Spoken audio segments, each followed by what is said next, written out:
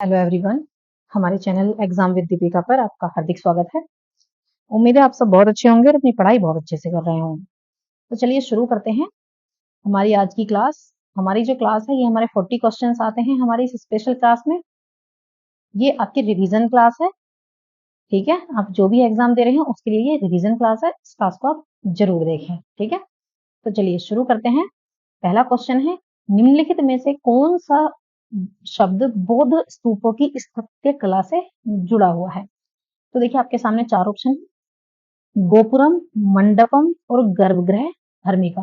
तो देखिए जो गोपुरम, मंडपम और गर्भगृह है, आपको पता होगा ये सभी मंदिर से रिलेटेड हैं और हिंदू धर्म से रिलेटेड है, ठीक है। हर्मिका की बात करते हैं। देखिए हर्मिका है, ये है बौद्ध स्तूप से जुड़ा हुआ शब्द। अब हर्मिका होता क्या है, तो देखिए एक बार जान लेते हैं।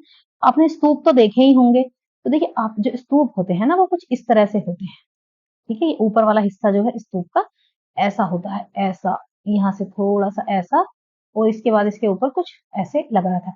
तो देखिए ये वाला जो पोर्शन है, ये जिसको मैं देखिए बिल्कुल रेड कर देती हूँ, ये वाला जो पोर्शन है इसको हर्मिका कहते हैं, ठीक है।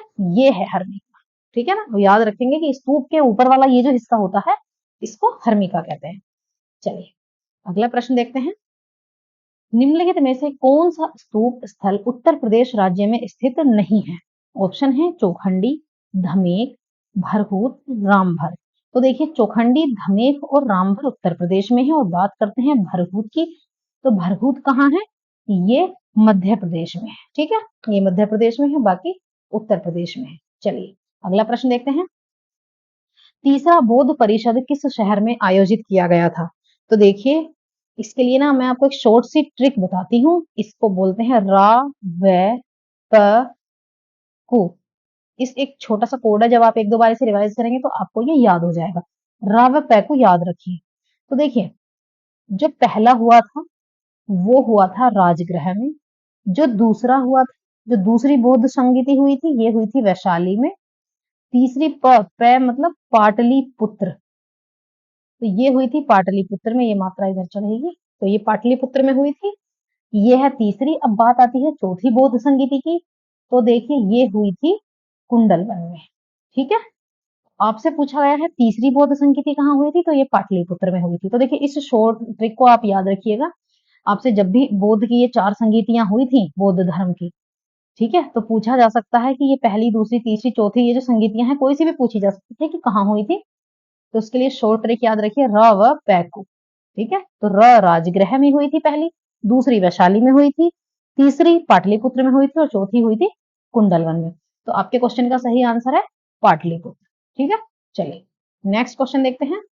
निम्नलिखित में से कौन सा एक राजशाही राज्य नहीं है जो भारत में 7वीं और 6वीं शताब्दी ईसा पूर्व में मौजूद था? तो वो कौन सा है? चार ऑप्शन है आपके सामने, तो वो है कोसल। तो देखिए ये कोसल राज्य है, ठीक है। ये राजशाही राज्य नहीं है। अगला प्रश्न है, गंगेय कोंडचोल या गंगा के विजेता। वैसे इसके लिए जो अधिकांश शब्द प्रयोग किया जाता है वो गंगेय कोंडचोल किया जाता है। तो जो गंगेय कोंडचोल थे उसकी उपाधि किसने धारण की थी? तो देखिए इसकी जो उपाधि है ये की थी राजेंद्र चोल प्रथम ने गंगेय कोंडचोल की उपाधि धारण की थी। चलिए अगला प्रश्न देखते हैं। मध्य प्रदेश राज्य में खजुराहो के स्मारक किसके वंश के उत्कृष्ट निशान हैं? तो देखिए जो खजुराहो के जो स्मारक हैं ये चंदेल वंश के उत्कृष्ट निशान है। किस वंश से रिलेटेड है? ये चंदेल वंश से। चलिए अगला प्रश्न देखते हैं। देवी निशुंभा सुदिनी का मंदिर किसके द्वारा बनवाया गया था? तो जो देवी निशुंभा सुदिनी है इनका जो मंदिर था वो चोलों ने बनवाया था, ठीक है। चोल ने बनवाया था। अगला प्रश्न देखते हैं। भारत के संविधान के किस अनुच्छेद के अनुसार सदन की बैठक करने की जो गणपूर्ति है, सदन के सदस्यों की कुल संख्या का 10वां भाग है, ये कौन सा अनुच्छेद कहता है? आपको पता होगा गणपूर्ति कॉलम जो है वो कुल संख्या का 10वां भाग होता है। तो वैसे ही किस अनुच्छेद में निहित है? देखिए ये निहित है 100वें अनुच्छेद में। कैसे याद रखेंगे? गणपूर्ति कॉलम जो है वो 1/10 होता है, 10वां हिस्सा होता है, ठीक है। और रिलेटेड किससे है? 100 से। तो इस 10 को 10 10 से 100 से आप इजीली रिलेट कर सकते हो, ठीक है। चलिए अगला प्रश्न देखते हैं। सर्वोच्च न्यायालय के न्यायाधीशों की जो नियुक्ति है वो राष्ट्रपति के द्वारा भारतीय संविधान के किस अनुच्छेद के तहत की जाती है? बहुत अच्छा क्वेश्चन है। तो ये की जाती है आर्टिकल 124 के भाग 2 में ये दिया गया है, ठीक है। इसका क्लोज 2 है। अगला प्रश्न देखते हैं, भारतीय संविधान का कौन सा अनुच्छेद विभिन्न आधारों पर किसी भी भारतीय नागरिक के साथ भेदभाव से संबंधित है? देखिए, किसी के साथ कोई भेदभाव नहीं किया जाएगा, सबको बराबर समझा जाएगा, ना मेल फीमेल किसी भी रूप में, रंग जाति किसी भी रूप को लेकर आपके साथ भेदभाव नहीं किया जाएगा। ये हमारा आर्टिकल 15 कहता है, ठीक है।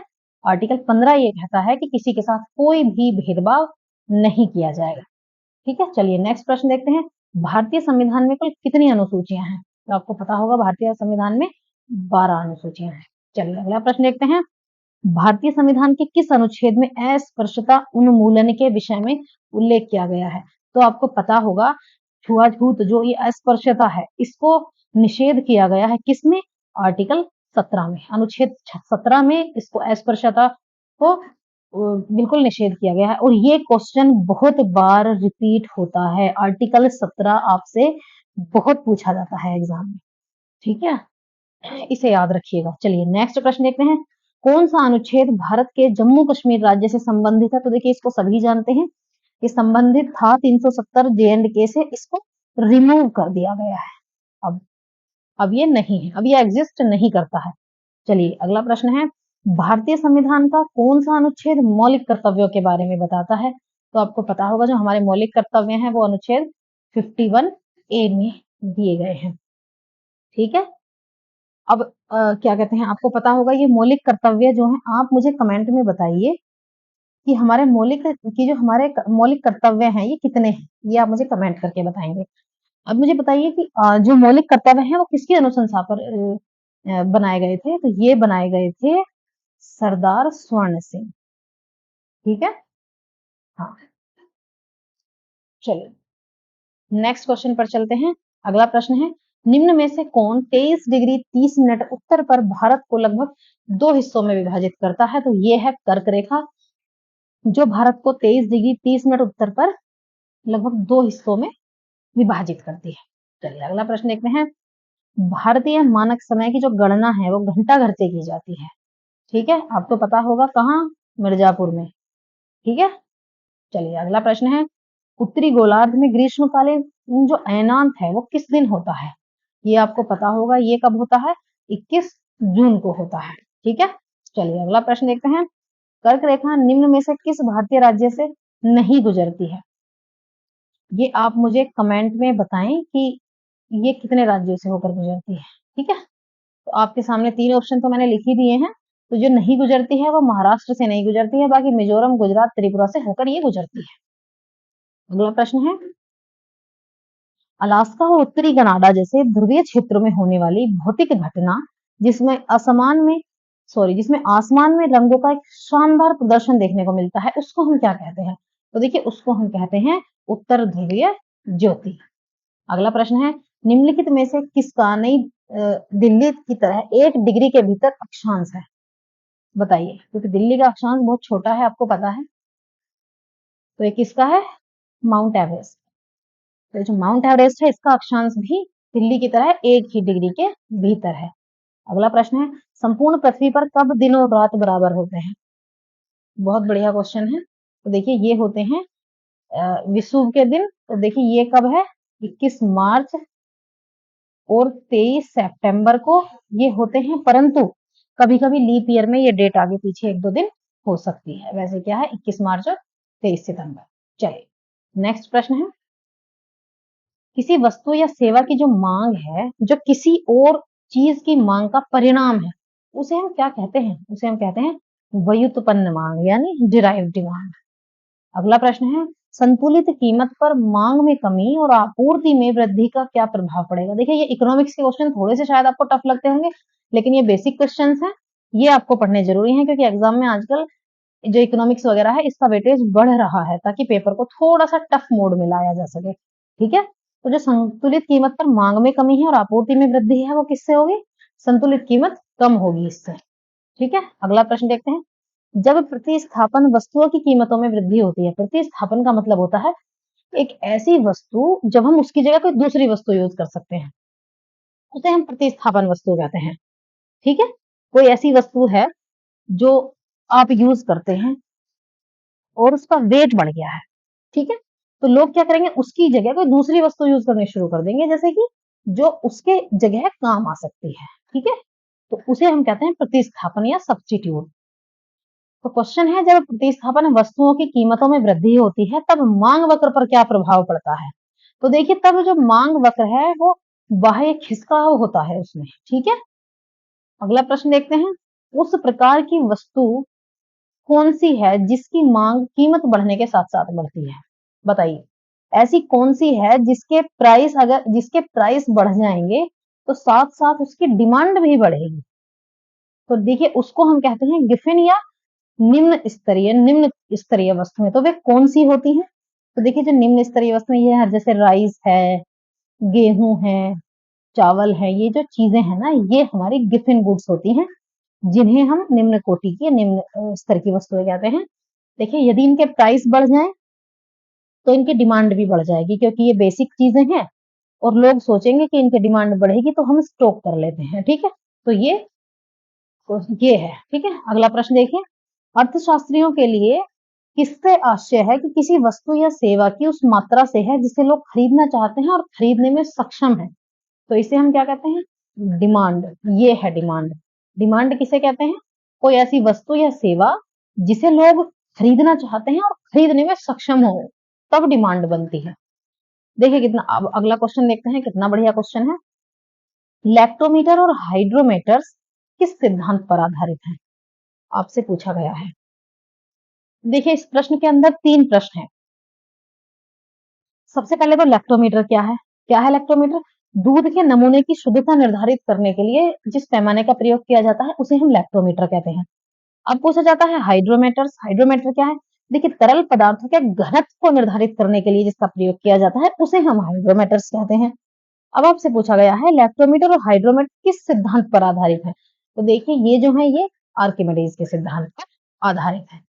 चलिए, अगला प्रश्न है, चांदी का अपेक्षिक घनत्व कितना होता है? तो ये होता है 10.8। अगला प्रश्न देखते हैं, किसी तरल माध्यम, गैस या द्रव में आंशिक या पूर्णतः डूबी हुई वस्तु पर लगने वाला उत्प्लावन बल उस वस्तु द्वारा विस्थापित तरल भार के बराबर होता है। देखिए, ये क्वेश्चन आपने बहुत पढ़ा होगा अपनी छोटी क्लासेस में। तो देखिए, ये जो है ये आर्किमिडीज का सिद्धांत है। ये गलत है, ये क्या कहते हैं इसको हम, ये सी है इसका ऑप्शन। ठीक है, तो क्या है, ये आर्किमिडीज का सिद्धांत है, ये बचपन में आपने खूब पढ़ा होगा। चलिए, अगला प्रश्न देखते हैं, किसने इलेक्ट्रोमैग्नेटिज्म के विज्ञान की स्थापना की और उसे नाम दिया? तो ये कौन थे? Andre Marie ampere. ठीक है, और इसका जो वो है, इसे भी हम एम्पियर, आपको पता होगा ये एक यूनिट है। निम्नलिखित में से उच्चतम आवृत्ति की विद्युत चुंबकीय तरंगे कौन सी हैं? देखिए, तरंगे जो हैं ये 3 प्रकार की हैं, अल्फा, बीटा और गामा। तो ये जो गामा है ये सबसे हाईएस्ट फ्रीक्वेंसी होती है इनकी। ठीक है, तो इनमें जो सबसे तेज होती है, सबसे जो हाईएस्ट फ्रीक्वेंसी होती है वो किसकी होती है? वो गामा किरणों की होती है। ठीक है, चलिए नेक्स्ट प्रश्न है, तुर्की में विश्व चैलेंज कप में एक ग्लोबल इवेंट में स्वर्ण पदक जीतने वाला पहला भारतीय जिम्नास्ट कौन है? ठीक है, तो ये देखिए, भारतीय जिम्नास्ट आपको पता है दीपा कर्माकर, इन्होंने ओलंपिक में भी बहुत बेहतरीन प्रदर्शन किया था। इन्होंने एक ऐसा इवेंट किया था जो करना सबके लिए आसान नहीं है। ठीक है, चलिए अगला प्रश्न देखते हैं, Indian open international boxing tournament का दूसरा संस्करण किस राज्य में आयोजित किया गया? तो इसका जो दूसरा संस्करण था वो असम में आयोजित किया गया था। ठीक है, अगला प्रश्न देखते हैं, 2023 आईपीएल निम्नलिखित में से किस टीम ने जीता? तो ये जीता था चेन्नई सुपर किंग्स ने। ठीक है, चलिए नेक्स्ट अब देखते हैं कि आज की क्लास में हमारे इतना ही।